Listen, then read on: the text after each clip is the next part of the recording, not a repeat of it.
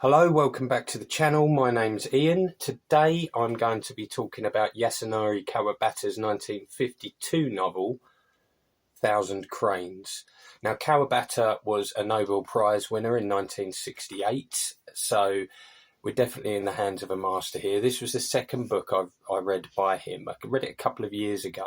It's probably the favourite that I've read by Kawabata, although Snow Country is often cited as or at least one of his greatest works. Now, I had to refresh myself about the plot of this novel. Like I said, read it a couple of years ago. And I don't like to give too many spoilers away when I do these videos, but I realised that it's going to be very tough to explain just the right amount of this plot without sort of giving too much away. So I've decided a point where I'm going to cut off on the plot itself, but I still feel that maybe it's a little bit too much information. But hey ho, that's the decision I've made. And once again, apologies in advance for my awful pronunciation. Some of the names I've had to write down here because obviously I couldn't remember them from 2 years ago. So anyway, we have a protagonist and his name is Kikuji. He's in his late 20s and he gets invited to a tea ceremony by one of his now deceased father's former mistresses. Her name is Miss Chikako Kurimoto, and she has sort of ideas about setting up Kikuji with one of her students who's called Yukiko Inamura. Again, apologies for the pronunciation here.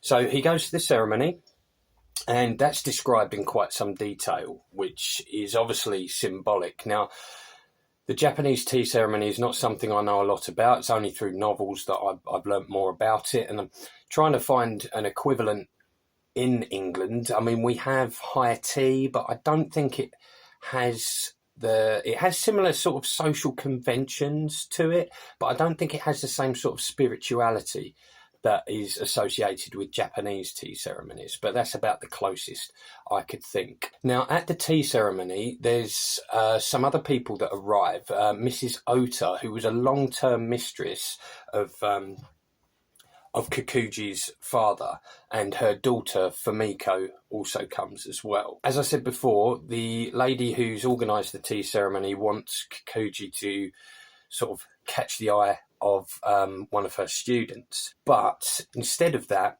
he ends up sleeping with Mrs. Ota, who's quite his, I think she's 45 years old, so quite his senior. And then he worries about whether Mrs. Ota only did that because he reminds her of his father. And this is the part where I wasn't sure whether to reveal this any more of the plot, but I'm going to just do a little bit more. So some time passes and Kikuji then meets Mrs. Ota again, and they have another tryst together. And following from that, Mrs. Ota commits suicide, and Kikuji then helps Fumiko sort of cover up the fact that it's a suicide so the family doesn't have the social shame. So that's about as much as I want to say on the plot. There is more that happens. There's only sort of 5-6 characters in this novel, and it's densely plotted. And the book itself, as you can see, I think it's 100 pages?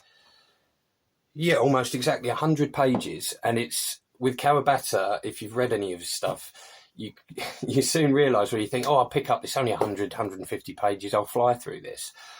But that's never been the case for me. The way he writes is so poetic and lyrical, and there's so much in each line that I find myself rereading lines, where 2 pages you'd usually fly through with Kawabata. I have to pay attention more, in a good way, not in a frustrating way, but pay attention more to what's going on. Now, a lot of the themes in this are kind of typical of certainly post-war Japanese novels, like suicide's in there, loneliness is a big part of it, and sort of the change of society. Now, I did read a quote from Kawabata about the tea ceremony in the novel itself, and I think he was using the tea ceremony as a representation of the decay in Japanese culture, and how the intentions of the lady who set it up and what actually happens around the tea ceremony, how it's not very pure, you know, as the tea ceremonies should be, like something of elegance and beauty. And I don't know if that's supposed to be tied in with sort of the post-war Western influence on Japan or not. You get that in a lot of Japanese novels from this sort of era, understandably so. But yeah, this is quite a beautiful novel to read, but it's also very dark as well and quite bleak.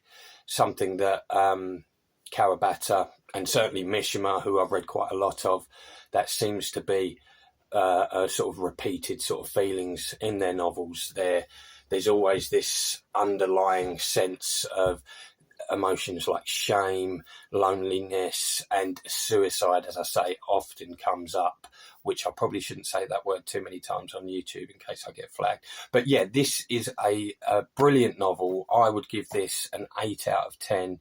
1,000 Cranes, definitely pick it up. So anyway, I'll leave you to it. It's been a lovely warm day today in the south of England, which makes a nice change for this time of year. Please like and subscribe, and I'll see you on the next one.